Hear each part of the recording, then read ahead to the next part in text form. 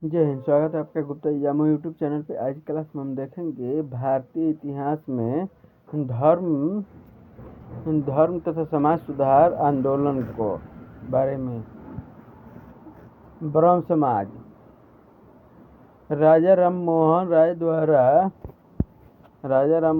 द्वारा ब्रह्म समाज की स्थापना 20 अगस्त 1827 को मानव विवेक, वेद तथा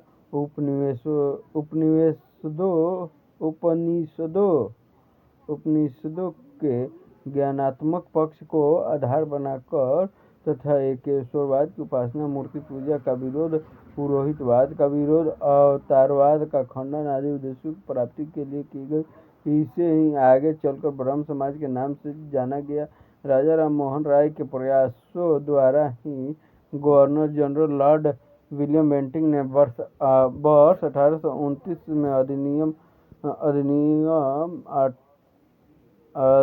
17 पारित कर सती प्रथा पर रोक लगाई। 1833 में राजा राम मोहन राय की मृत्यु हो गई। उनके बाद द्वारकानाथ टैगोर, पंडित रामचंद्र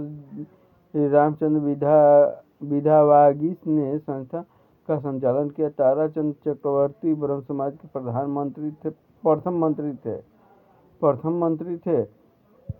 1843 में देवेंद्रनाथ टैगोर ब्रह्म समाज में शामिल हुए। यहाँ आने से पहले वे जोरांश को कलकत्ता में त्वरंगिनी सभा की स्थापना कर चुके थे, जो वर्ष 1839 में तत्वबोधिनी सभा कहलाई। तत्वबोधिनी पत्रिका देवेंद्रनाथ टैगोर ब्रह्म समाज की मुख्य पत्र थी। 1867 में ब्रह्म समाज का विभाजन हो गया। देवेंद्रनाथ टैगोर का गुट आदि ब्रह्म समाज कहलाया, जबकि केशव चंद्र का गुट भारतीय ब्रह्म समाज नव विधान कहलाया। 1878 में ब्रह्म समाज पुनः विभाजित हो गया। आनंद मोहन बोस, द्वारिकानाथ गांगुली जैसे अनुयायियों ने साधारण ब्रह्म समाज की स्थापना की गई। और राजा राम मोहन राय को राजा की उपाधि अकबर द्वितीय द्वारा दी गई थी। यंग बंगाल आंदोलन। इस आंदोलन के प्रणेता हेनरी विलियम डिरेजियो थे। इनके पिता पुर्तगालियों, माता भारतीय थी। पुर्तगालियों का एक नियम था कि भारतीय महिलाओं से विवाह करना, ताकि जो पहले का जमाना था या अभी भी कायम ही है, पितृसत्तात्मक। इस कारण से 1826 से 1831 तक हिंदू कॉलेज के प्राध्यापक रहे हेनरी डिरेजियो। इन्होंने वाद विवाद तथा लेखन के माध्यम से प्राचीन जर्जर परंपराओं का विरोध किया। ये आधुनिक भारत के प्रथम राष्ट्रवादी कवि थे। उन्होंने एकेडमिक एसोसिएशन और society for the acquisition of general knowledge जैसे संगठनों की स्थापना की। मेजिनी ने यंग इटली संगठन के समान यंग बंगाल नामक संगठन की स्थापना कर बंगाल आंदोलन चलाया। प्रेस की स्वतंत्रता, रेडियो की सुरक्षा, प्रशासन भारतीयकरण, नारी मुक्ति जैसे विषयों को अपनी चर्चा का विषय बनाया। 1831 में हैजे के कारण 24 वर्ष की आयु में इनकी मृत्यु हो गई। प्रार्थना समाज की स्थापना की 1867 में केशव चंद्र सेन की प्रेरणा से डॉक्टर आत्माराम पांडुरंग तथा न्यायमूर्ति महादेव गोविंद रानाडे या एम.जी. रानाडे द्वारा बंबई में प्रार्थना समाज की स्थापना की गई। प्रार्थना समाज के अंदर दलित जाति मंडल, समाज सेवा संघ तथा दक्कन शिक्षा सभा की स्थापना की गई, जो विभिन्न कल्याणकारी कार्यों में संलग्न रहे। 1884 में रानाडे द्वारा स्थापित डेक्कन एजुकेशन सोसाइटी को ही कालांतर में पुनः फर्ग्यूसन कॉलेज का नाम दिया गया। रामकृष्ण मिशन की स्थापना स्वामी विवेकानंद ने अपने गुरु रामकृष्ण परमहंस 1836 से 1886 की स्मृति में 1 मई 1897 को की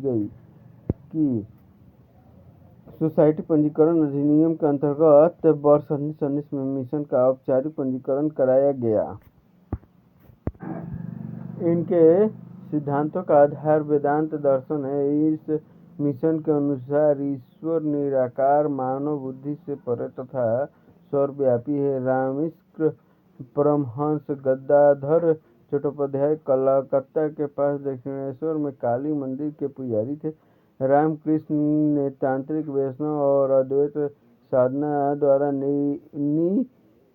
निर्विकल्प समाधि की स्थिति प्राप्त की और परमहंस कहलाए। आर्य समाज की स्थापना स्वामी दयानंद सरस्वती ने 1875 में बंबई में की थी, जिसका उद्देश्य प्राचीन वैदिक धर्म की शुद्ध रूप से पुनः स्थापना करना था। आर्य समाज का मुख्यालय लाहौर था। ये मूर्ति पूजा,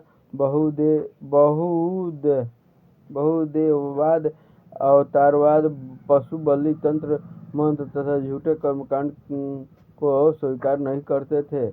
इन्होंने वेदों की ओर लौट चलो, गो बैक वेद का नारा दिया। स्वामी जी ने वर्ष 1863 में पाखंड खंडनी पताका लहराई, शुद्धि आंदोलन चलाया तथा वर्ष 1882 में गौ रक्षा संघ की स्थापना की। वैलेंटाइन सिरोल ने अपनी पुस्तक इंडियन अनरेस्ट में आर्य समाज को भारतीय अशांति का जन्मदाता कहा था। और वैलेंटाइन सिरोल ने बाल गंगाधर तिलक को भी भारत में अशांति का जनक कहा था। हंसराज तथा लाला लाजपत राय द्वारा वर्ष 1886 में दयानंद एंग्लो वैदिक स्कूल की स्थापना लाहौर में की गई, जिसे DAV के नाम से जाना जाता है। 1902 में लेखराज एवं मुंशी राम द्वारा हरिद्वार में गुरुकुल कांगड़ी विश्वविद्यालय की स्थापना हुई। थियोसॉफिकल सोसाइटी की स्थापना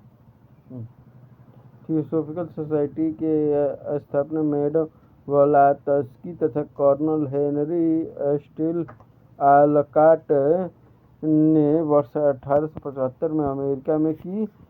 1883 मद्रास, चेन्नई के निकट अडयार नामक स्थान पर थियोसॉफिकल सोसाइटी का मुख्यालय बनाया।